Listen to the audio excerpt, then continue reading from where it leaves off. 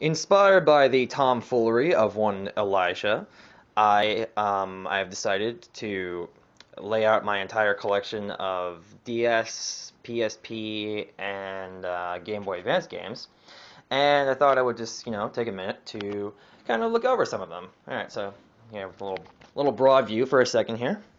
Crap ton of games. I actually haven't counted how many I've lost track. Anyway, a lot of this is a lot of the PSP games I have up here.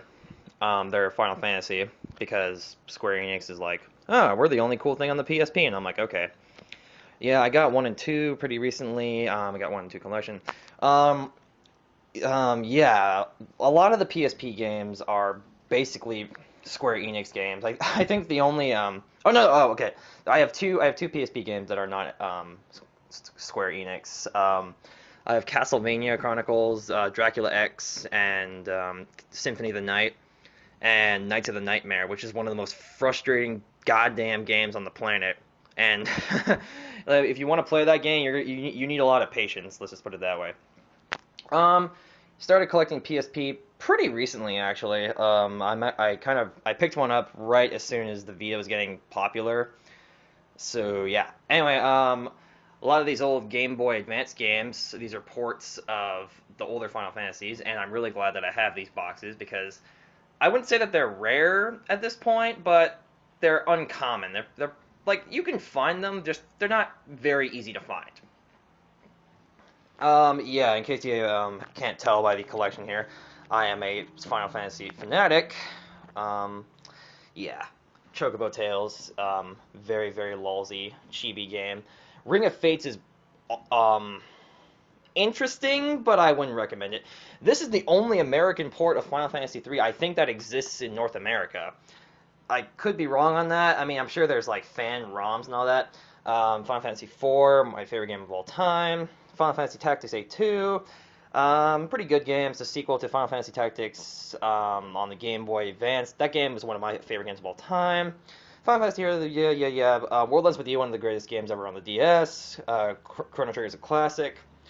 And now we're gonna move on to random games, like these 3 Bleach games for the DS here. They were actually gonna make a fourth Bleach game on the DS, but I don't ever think it saw the light of day here in North America. Which is weird because it was going to be a side-scroller type thing, and it's weird because the first 2 are fighting games, and then the third game is just, it's a tactical RPG, which is like right up my alley. So I was ecstatic. Yeah, Big Brain Academy, the worst fucking game on the DS, Heroes of Mana. I swear, if you take anything away from this video, do not play this game.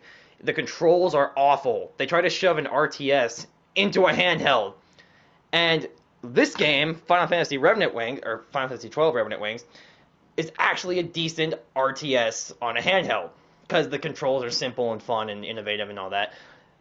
Avoid this game like the fucking plague. I keep it around just as a reminder to myself about how horrible it is. I remember spending $40 on this thing, and back in the day, that was a lot of money for me. It still is a lot of money for me, but whatever. Looking at the Advanced Wars collection over here, we got 2, Dual Strike and Days of Ruin. Pretty fun games, tactical, handheld, and what's cool about them is if you want to play with more than one player, you don't even need another handheld. You can just pass the handheld around to your friends. Yeah, just over here really quickly, some Yu-Gi-Oh games. I know I'm kind of a nerd like that. I like the Yu-Gi-Oh games. I actually wish I had more of these. I don't. This one is pretty recent. I kind of had mixed feelings about this game. I really like this one. Fire Emblem, I have a couple Fire Emblem games, but that's the only one I have a box for. I don't think I actually have this Lord of the Rings game anymore. I lost it or something. Horsegami The Rising Blues are really hard.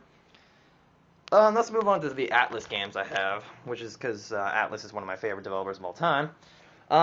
This game, Shin Megami Tensei Strange Journey, is, in my opinion, somewhat of an underrated classic. It's a dungeon crawler, and I think it's the only well, it's okay. It might not be the only one, but I think it's one of the only DS games with an M rating. I know, it's crazy, right? Because the DS is mainly aimed for a younger audience. I don't know. I can't think off the top games like Double Survivor here, also a great game by the way. You should play it if you haven't. They're like T for teen, and they mention they swear and everything, but I think Shin Megami Tensei Strange Journey is one of the only M-rated DS games, and I could be wrong on that. Oh, okay, maybe Days of Ruin is. Yeah, nope, that's E10 and up. Oh, wow. They talk about death in that game. I'm surprised. But yeah, anyway, Atlas Games, Radiant Historia. Funny little story about this game is this is a first print of Radiant Historia it comes in this little package, and it comes with a CD and a soundtrack and the game itself. For a while after they released this game, they released a pretty limited number of prints of it in North America, and so because of that, for a while on Amazon, it went for like $70-$80, and then they're like, oh, we should re-release that game, and so now it's worth only $30. Let's see. Let's look at my Mega Man stuff over here. This is this game's kind of odd. It says you get 2 games for the price of 1, but it's actually just 1 game with both versions of it. And to be fair, Mega Man Battle Network 5 is a fun game, but I don't know. It's like if you have Mega Man 5 on the Advance, you don't really need it. It's basically the same game with some enhancements. Okami's a game I'm actually still playing. I can't really tell you much about that one. Mario Party Advanced and Mario Kart are the only Mario games I have ever owned. I bought Mario Kart when the DS first came out a long time ago, and I was given this for my birthday many years ago. I'm not the most huge Mario fan, so that's just me. Anyway, now we're looking over here at the Mega Man Star Force games. When they said at the shop that I got this at that they had 3 versions of this game. They had Dragon, Leo, and Pegasus, or something like that. I don't know. And supposedly Dragon was the hardest version to get, so that's the version I ended up getting. I don't know how true that was, though. Some people saying it was like a GameStop exclusive. Some people were saying that was bullshit. Whatever. Mega Man Zero Collection, one of the hardest damn games. I don't care on what system. These games, and this collection has all 4 of the games that were originally on the Game Boy Advance. These games are some of the most difficult, frustrating things on the planet, and you'll tear your hair out unless you play it on the handicap mode, which is the only way I was able to beat it. Let's see what we got here. Pokemon games. Let's look at some of these. Pokemon Pearl, 4th gen, and the middle game, Platinum. One of my all-time favorite Pokemon games, just because of the content and I guess the environment and all that. This is Pokemon Heart Gold, the re-release of Gold from the Game Boy Color. Pretty fun little game. It comes with a little speedometer thing that I actually lost a long time ago when I first got it, so I'm kind of bummed about that. But still a good game. This fancy little cover here. It's kind of, I don't know, it's got a unique feel to it. Pokemon Black recently came out. Pokemon Fire.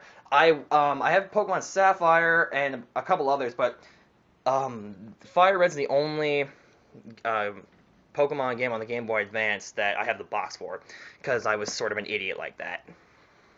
Let's see what else we got here. Let's look at some more obscure things that aren't really part of series or anything.